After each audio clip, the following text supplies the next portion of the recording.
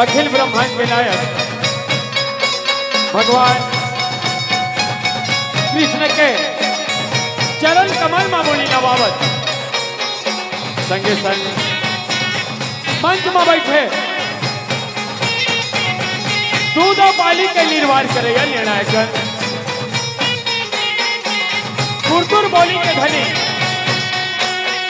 उद्घोष गुरु जी और जब वो बैठे श्रोता समाज ला हमार जय भवानी सेवा एवं खाद मंडली गांव बमली पोस्ट खुशोली जिला बालो छत्तीसगढ़ के डहर में सतकोटि नमन हवन। आज हमन कथा लेकर हवन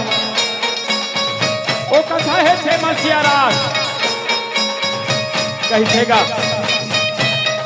भगवान कृष्ण रास लीला रचाए से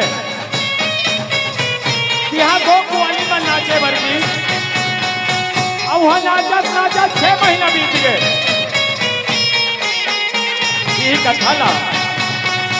सुनाए बर जावत है गलती हो ही माफी झंड हो बल्कि हमला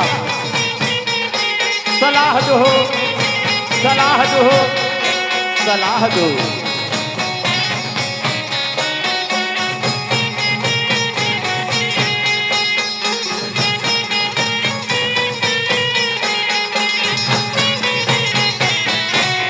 वो जगह जननी शीतला मैया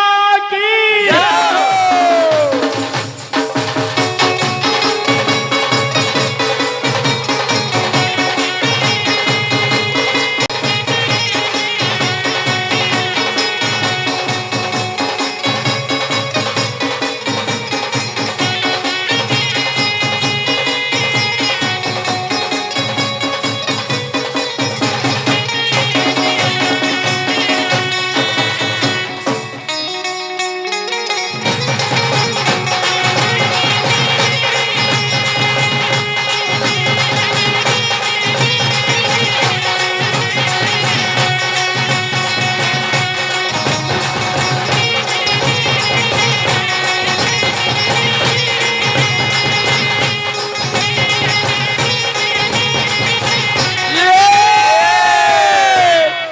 छत्तीसगढ़ के पावन भूया या संगीत अरे अरे अरे चीख लीजिए कर ना आएगा।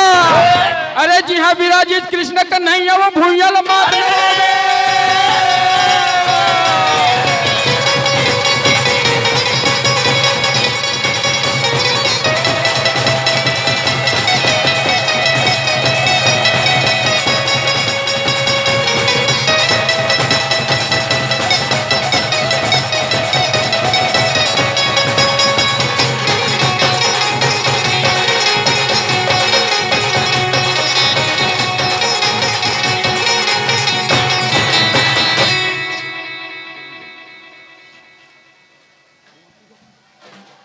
तो फागुन मस्त महिला संगीत औड़ा थे रंग गुलाल आगू आगू राधा भागे पाछू में नंदेला बोल मुरलीधर कन्हैया की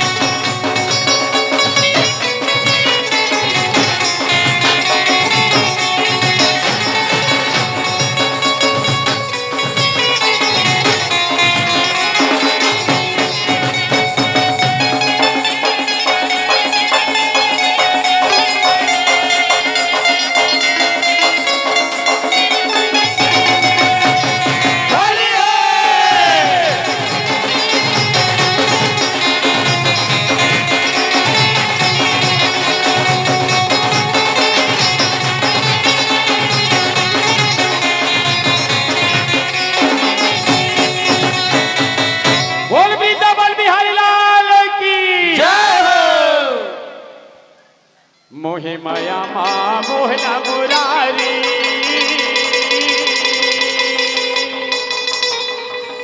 औ गोपी ग्वालिनी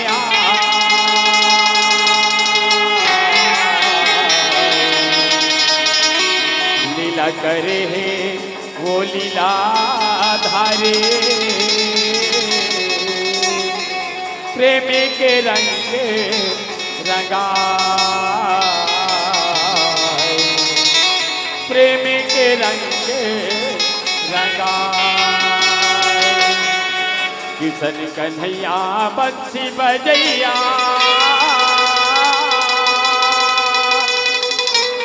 और नंद के लाला कहा